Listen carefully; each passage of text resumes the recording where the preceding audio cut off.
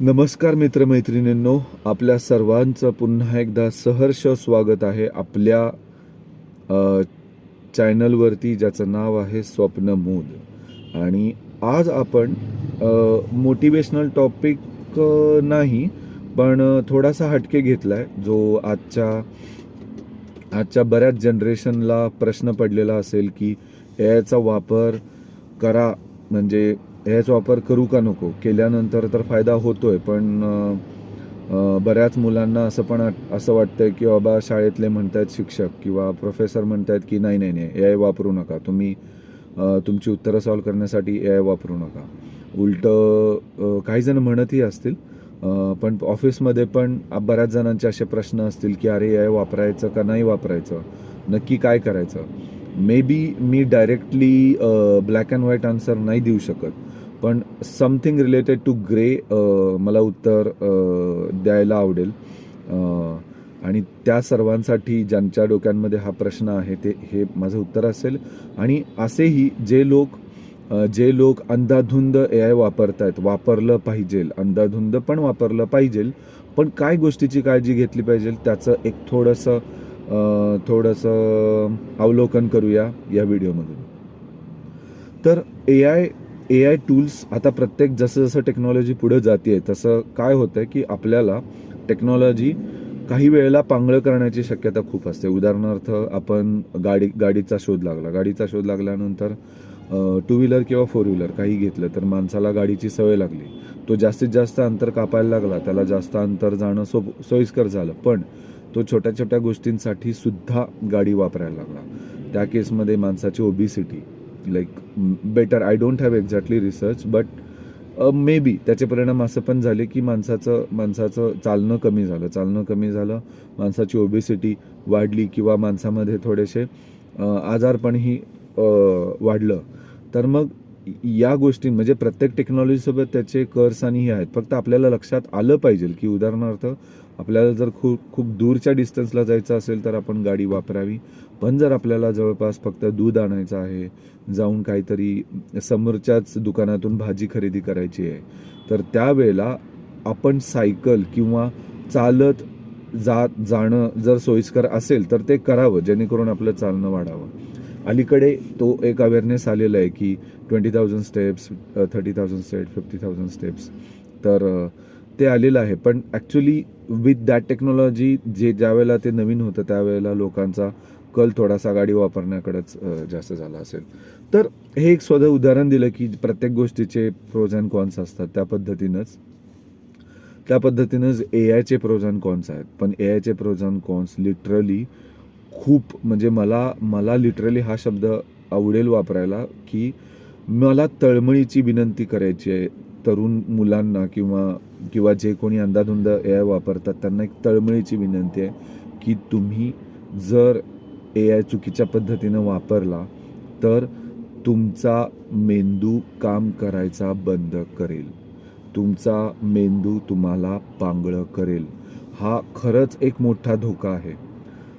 हा धोका लवकरात लवकर स्पेशली मुलांच्या लक्षात आला पाहिजे की ए आयचा वापर जर आपण खूप आंधळ्या पद्धतीनं जर केला तर यांनी आपण पूर्णपणे पांगळं होणार आहे.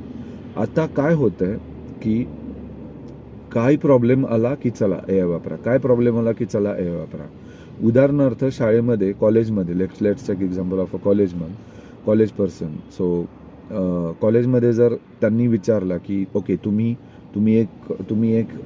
तुम्हाला एक स्पीच द्यायचं आहे उद्या, म्हणजे फर्स्ट इयर इंजिनिअरिंगला एक सब्जेक्ट असतो कम्युनिकेशन स्किल, त्याच्या अंडर जर तुम्हाला एखादं स्पीच द्यायला, तुम्हाला पुढे जाऊन एखाद्या विषयावरती स्पीच द्यायचं असतं, असा जर विषय तुम्हाला सांगितला, तर तुम्ही डायरेक्टली, मुलं काय करतील, ए आयवर जातील, ए आयवरनं स्पीच डाउनलोड करतील आणि जस्ट घोकंपट्टी करून पुढे बोलतील.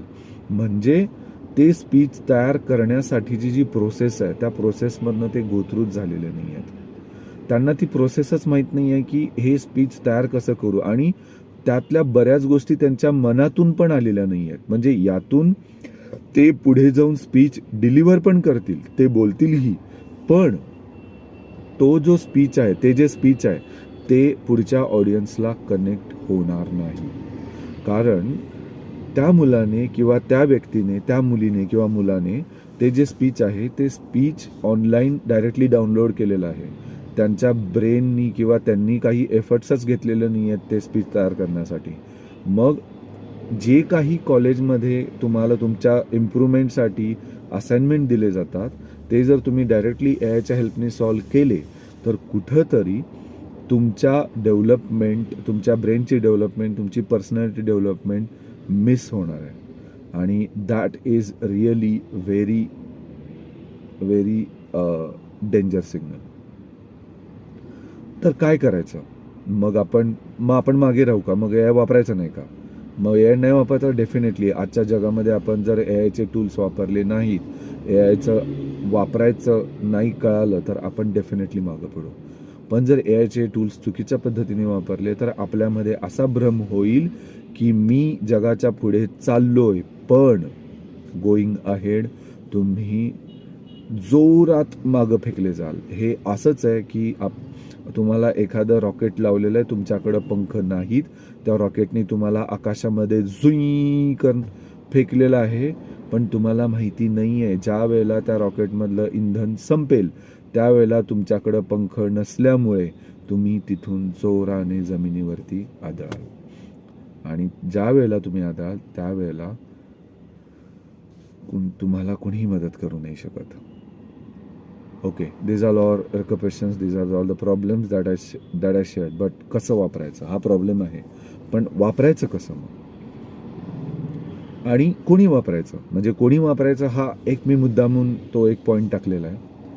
तर आपल्याला जर एआय टूल वापरायचा असेल तर तो आपल्याला आपल्या मित्रासारखाच वापरला पाहिजे. उदाहरणार्थ आपण मित्राकडनं सजेशन घेतो. कधी घेतो? आपल्याला ऑलरेडी आपण सजेशन हा शब्द महत्त्वाचा आहे. आपण मित्राकडून सजेशन घेतो. आपल्याला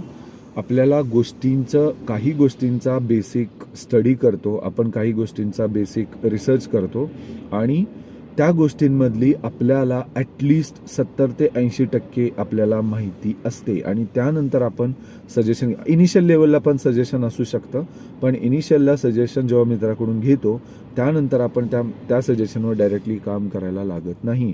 आपण ते सजेशन म्हणून घेतो, ते आपण एका व्यवस्थित प्रॉपर रेफरन्सेसकडून व्हेरीफाय करतो. एखाद्या आणखीन व्यक्तीला विचारतो किंवा एखाद्या अशा तज्ज्ञ व्यक्तीला विचारतो की जो आपल्याला त्याचं परफेक्ट आपल्याला त्याचं व्हेरीफाय करेल की बाबा हां हे बरोबर आहे. पण आपल्याला दिशा द्यायचं काम तो मित्र करतो. ते पण काही कमी नाही आहे. वेळेला दिशा मिळणं हे सुद्धा तेवढंच महत्त्वाचं आहे. पण जर ती दिशा त्याच्यावरती वाटचाल कशी करायची, ती फक्त दिशा याच स्वरूपात असू शकतं.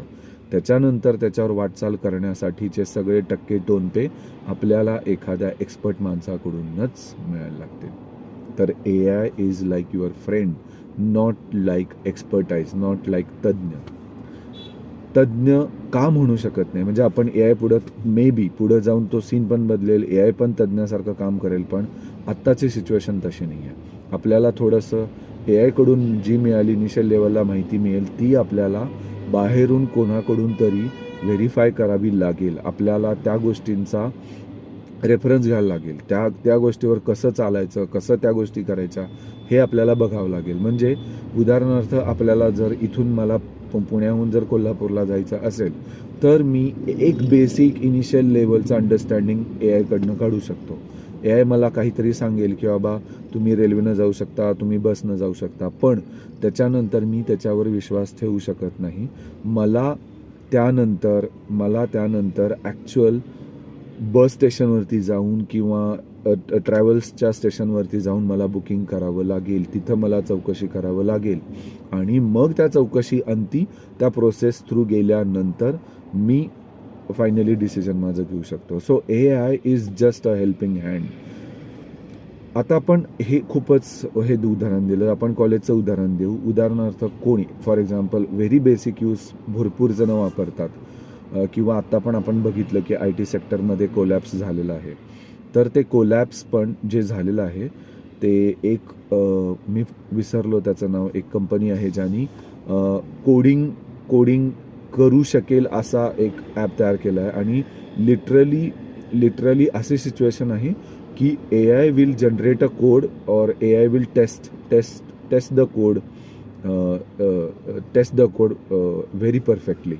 त्याच्यामुळं लोकांचा विश्वास बसला की अरे AIची आता लेवल वाढलेली आहे आणि त्यामुळे आपला जॉब जाऊ शकतो. आपण जे काम करतो ते आता AI पण करतोय. डेफिनेटली आपल्याला ताप येऊ शकतो, आजारी पडू शकतो, सुट्टी घेऊ शकतो, आपल्याला एक्स्ट्रा आहेत, पण ते AIमध्ये तर तसं करणार नाही.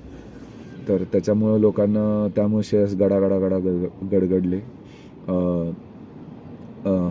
पण AI कोड जनरेट करू शकतो. ओके, माझा मुद्दा हा होता की AI कोड जनरेट करू शकतो, पण मग हे कोणी करून घ्यावं? म्हणजे ते पण करणारे माणसंच असतील. म्हणजे जे कोणी आता टेस्टिंग करतात किंवा कोडिंग लिहितात, त्या लोकांनी जर स्वतःला अडॅप्ट केलं AI वापरण्यासाठी, तर त्यांच्या जॉबवर गदा येणार नाही डेफिनेटली. आणि ॲडॅप्ट करणं सध्या सोपं आहे. तुम्हाला जर रोजच्या रोज थोडं इन्क्रिमेंटल करत केलं तर तुम्ही ते पण ॲडॅप्ट करू शकाल. ते दॅट्स नॉट. त्यामुळे त्याचा थोडासा बागुलबुवा पण होतो किंवा थोडासा एक डिस्टन्स असतो, त्यामुळं अवॉइड होतं. ओके, आपल्या मेन टॉपिककडे येऊ आपण. तर मग कुणी वापरावं? तर लिटरली आपण थोडंसं स्वतः एक लेवलपर्यंत पोहोचलं पाहिजे कोडिंगमध्ये. म्हणजे ज्या माणसाला कोडिंग जस्ट इनिशियल लेवलला माहिती आहे, त्यांनी जर AIचा मदत करून जर कोडिंग करून घेतली, तर त्याची स्वतःची डेव्हलपमेंट तर होणारच नाही. पण पुढे जाऊन त्या कोडनी जर काही सिच्युएशन क्रिएट झाला, तर तो प्रॉब्लेम कसा सॉल्व्ह होणार, तो त्याला पण माहीत नसेल. So it's all like a black box. कारण तो तेवढा एक्सपर्ट नाही आहे की तो कोड त्याला समजेल म्हणून. ओके, तर मग तुम्ही स्वतः पहिल्यांदा एक म्हणजे लर्निंग, म्हणजे you have to learn first. म्हणजे तुम्हाला जर प्रोग्रॅमिंग असेल तर तुम्ही पहिल्यांदा प्रोग्रॅमिंग समजून घ्या. तुम्ही स्वतः प्रोग्रॅमिंग हाताने लिहा. ती प्रोसेस तुम्ही केलीच पाहिजे.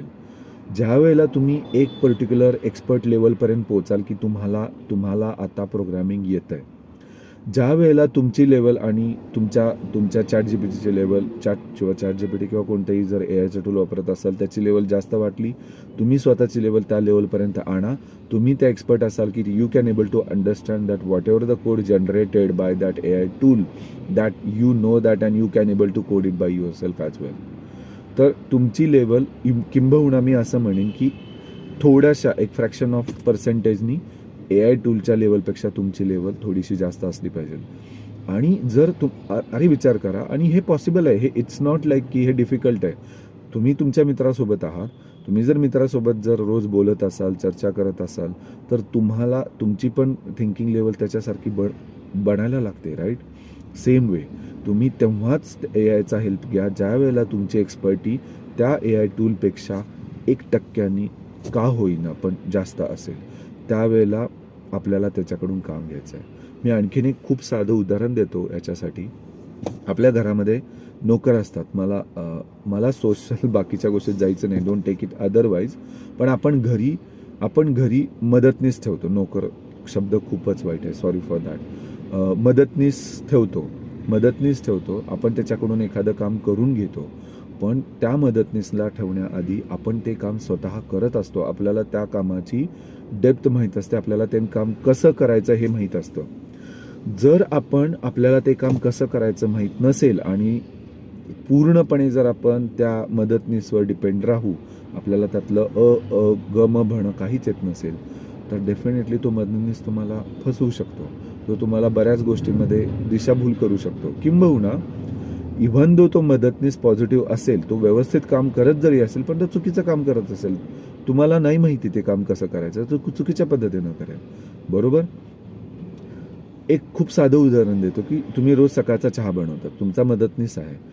तुम्ही रोज चहा बनवता, तुम्हाला माहिती आहे तो चहा कसा करायचा असतो. पाणी टाकायचं, त्यामध्ये चहा पावडर टाकायची, दूध टाकायचं, किती प्रत्येकाचं प्रमाण ठरलेलं असतं ते तुम्ही करता, त्या पद्धतीने तुम्ही चहा करून घेता. पण जर तुम्हाला चहा कसा करायचा हेच माहीत नाही आणि तुम्ही जर मदतनीस ठेवला, त्याच्याकडून तुम्ही अपेक्षा त्याच्याकडून तो चहा करेल, तो चहा करून देईलही तुम्हाला. पण तुम्हाला त्याला इन्स्ट्रक्शन द्यायचे आहेत की मला असा चहा लागतो, मला तो तुम्हाला आवडीनुसार तुम्हाला चहा देऊ शकत नाही. तो तुमच्या आवडीनुसार कधी तुम्हाला पाहिजे तसा चहा कधी देऊ शकतो, ज्या वेळेला तुम्हाला माहिती आहे की तुम्हाला आवडीचा चहा तुम्हाला कसा पाहिजे आहे, एवढी साखर हवे, एवढा हे हवं आहे, तेवढं ते हवं आहे.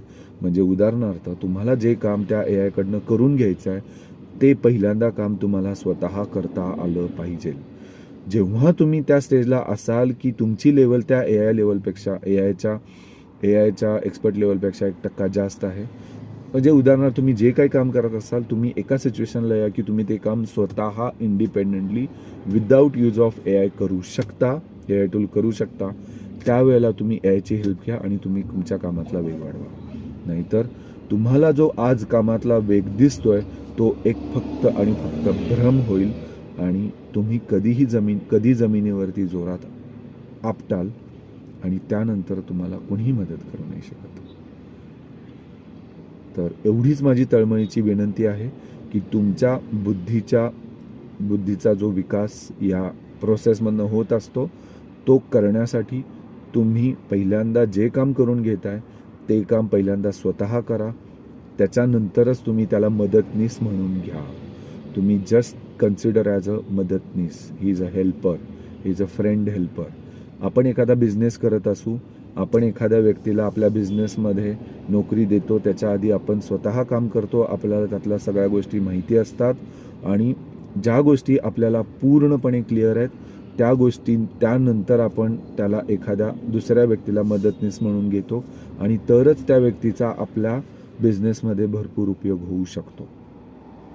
मला वाटते खूप वेळ झाला आहे and this is literally a long video, but खूप हा महत्त्वाचा विषय होता आणि मला वाटतं आपण सर्वांनी त्या पद्धतीनं जर ए आय टूलचा वापर केला तर आपल्या सर्वांचं आयुष्य खूप समृद्ध होण्यास मदत होईल.